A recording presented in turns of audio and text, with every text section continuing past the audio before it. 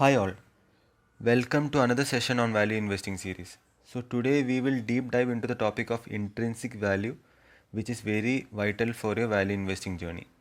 I would say the whole value investing starts with first finding the intrinsic value of a security.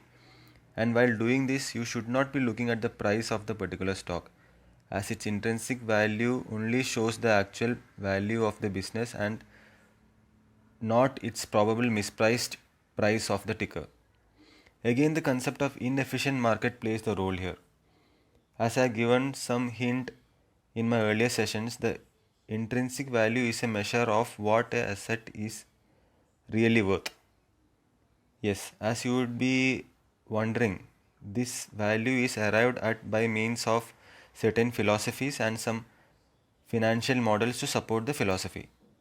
As per me, it is a methodology by which you find the underlying value of a company and its cash flow potential over the coming years. As per Warren Buffett, the intrinsic value of a security is the number that if you were knowing all about its future and that you can predict all the cash that the business would give you between now and the judgment day, discounted to a proper discount rate. In other words, the only reason for laying out money now is to get the money later on. That's what investing is all about. When you look at a bond, it is very easy to predict what you're going to get over the period of investment, since based on the interest rate the bond coupon rates are derived and it's quite predictable, unlike a stock. The valuation of a stock hence is a job of an intelligent investor or an analyst. So you consider the stock as a bond and then predict what is going to pay out in the future.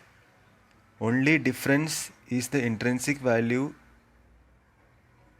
Only difference is the interest rate of the coupon is not printed, but investor has to estimate it wisely. So for an example, a company with a particular market cap, if we invested in it and how much cash it is going to return to you compounded in the coming years, and it is not a question of how much analysts recommend the stock or what is the volume traded.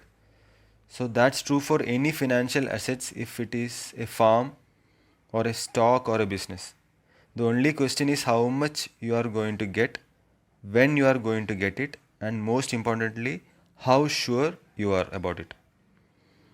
Also, another important point is if you are buying a stock, say 1000 numbers of stocks or 1000 numbers of shares, though you are acquiring only a tiny pie of the business, you are actually buying the whole business, or at least you have to think that you are buying whole of the business and not just mere a stock ticker listed on the stock market.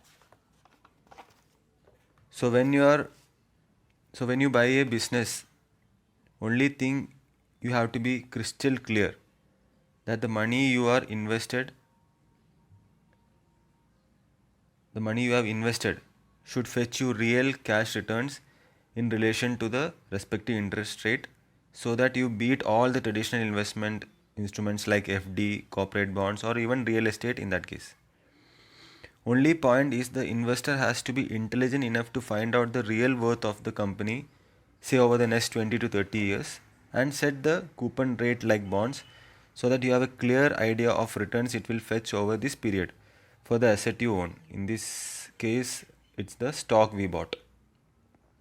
Though it sounds simple, the methodology is much elaborate, which I will guide you for sure in my sessions.